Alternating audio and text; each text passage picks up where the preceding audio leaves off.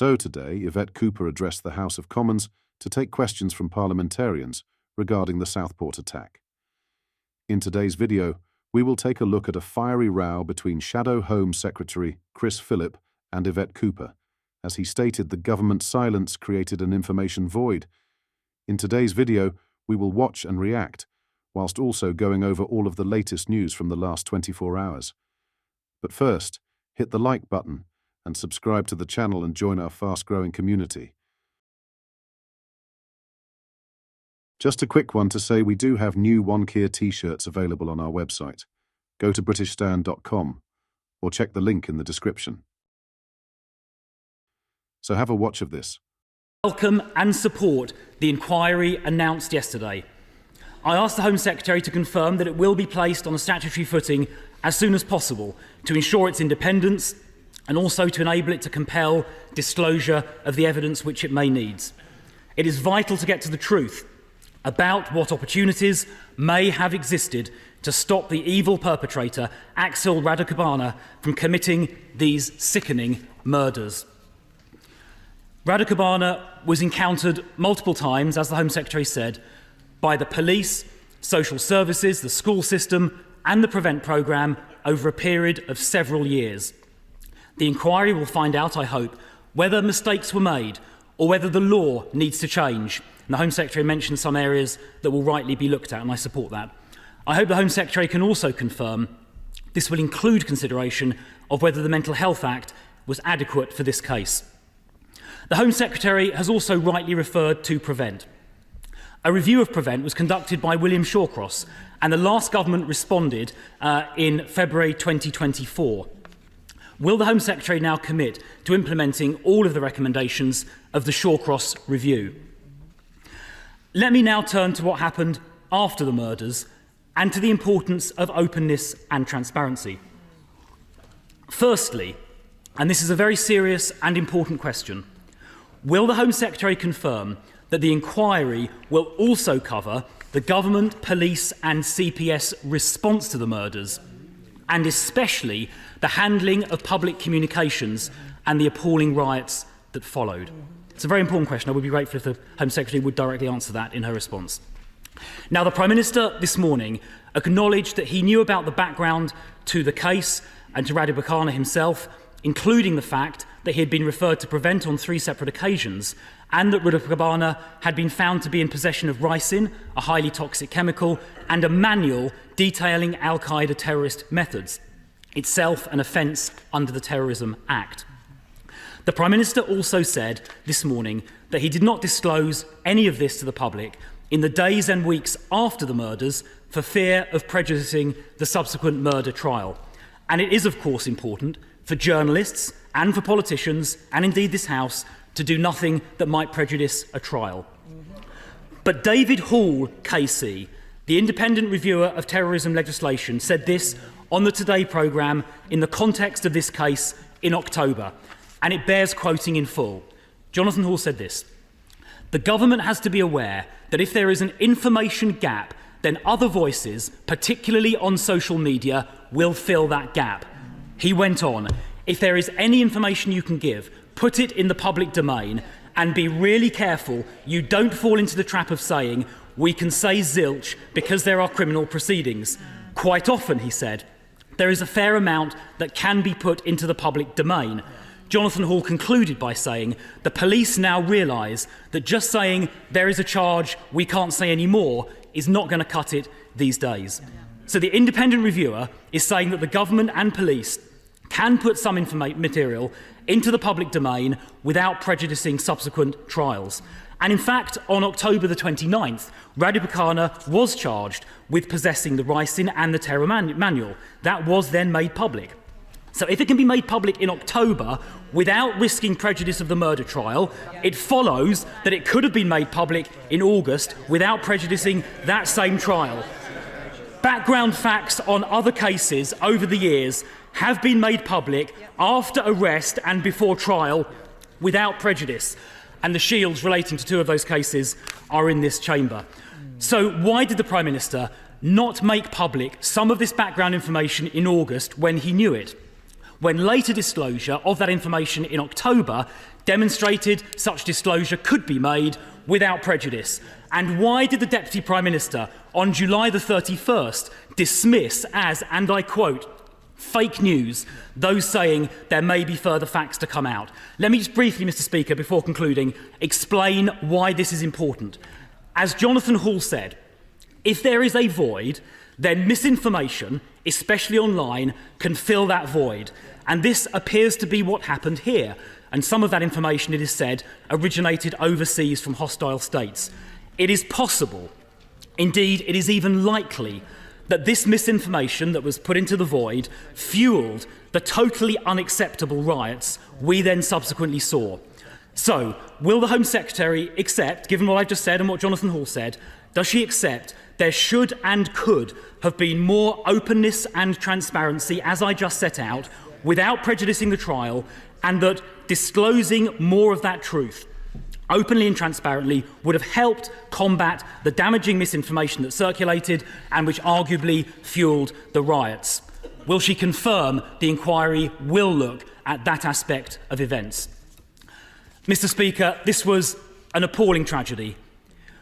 Young girls murdered with their whole lives ahead of them. Let us all learn the lessons from this tragedy in honour of their memory. Home Secretary. Thank you, Mr. Speaker. Well, the Shadow Home Secretary raised a series of points, which is obviously a substantial shift in position for him and his party from the position they have taken in government. He asked about whether the status of the inquiry. I can confirm it's going to start quickly on a non-statutory basis in the same way that the Angelini inquiry did, but I can confirm it will be given whatever powers it needs, including on a statutory basis, so that it can get any information that it needs.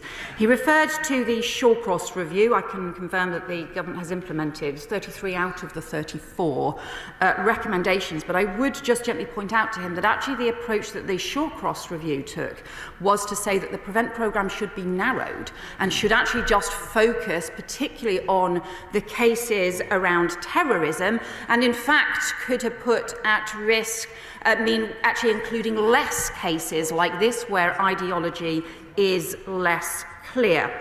He then raises the issue about the information that was provided, and he will know that the Contempt of Court Act was set out in 1981. Jonathan Hall has indeed highlighted the problem of disinformation online, social media actors who are not bound by the same rules that the police, the media and the government follow. And he refers, for example, to the name and the nationality being provided, which in practice they were in this case, after misinformation appeared online. But ultimately, he has also said all of this is governed by the Contempt of Court Act 1981, and the Law Commission is reviewing that. But it is not for the government to ignore the law or the advice that we are given when justice for families is at stake. And let me point out to him that the previous Conservative government did not publish information before the trial about the PREVENT referral for the perpetrator who killed Sir David Amess. None of us criticised them for that because none of us wanted to put at risk justice for Sir David's family, nor did they publish information before the trial on the PREVENT referral of the asylum seeker who killed Tom Roberts. In fact, they didn't even publish that after the trial. It only came out in the inquest. And the minister, who even after the trial refused to answer my questions on whether they knew that he was wanted for murdering 2 people in Serbia when he was allowed to enter the country, was the current Shadow Justice Secretary.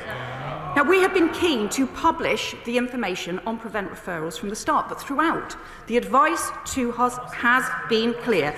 And if we had ignored the advice that we were given from about the case that put towards us and about the information that the police and the CPS were working through in order to get justice, and if as a result a killer had walked free, no one would ever have forgiven the government or anyone else. The most important thing is to get justice and then once justice is secured, to make sure at this point the questions are answered about what went wrong and why 3 young girls' lives were lost. That is the question he should be focusing on right now.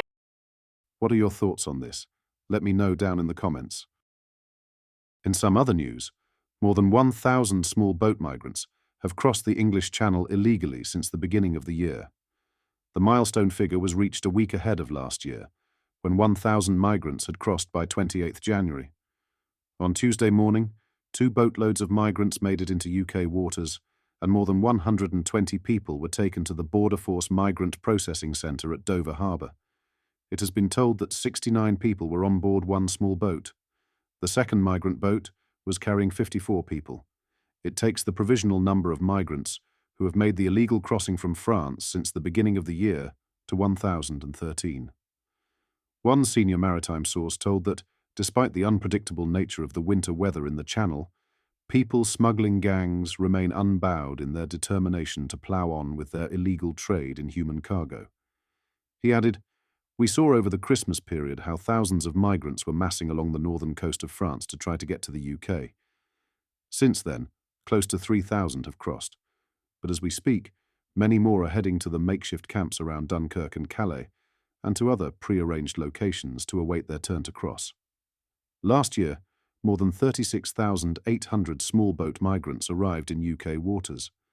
The figure was 25% up on 2023, when 29,437 people arrived in small boats. 2024 was also the deadliest year for Channel migrants, with more than 50 deaths. Already this year, a Syrian migrant died after apparently being crushed to death in an overcrowded migrant boat off the French coast. The Prime Minister vowed to smash the gangs when he took office last July, and has focused on a law enforcement approach to ending the crisis. Sir Keir Starmer scrapped the previous government's Rwanda deterrent scheme on his first day in charge, despite many millions having already been spent on the programme. The Prime Minister described the Rwanda scheme as a gimmick and promised his government would invest more in the National Crime Agency and the new Border Security Command to go after the criminal people smuggling gangs in the UK and overseas. A Home Office spokesman said, "We all want to end dangerous small boat crossings, which threaten lives and undermine our border security. The people smuggling gangs do not care if the vulnerable people they exploit live or die, as long as they pay. We will stop at nothing to dismantle their business models and bring them to justice." What are your thoughts on what we discussed in today's video? Let me know down in the comments section below. If you've not yet already, make sure you do drop a like on this video and subscribe to the channel for more British political content. Thank you, take care, goodbye.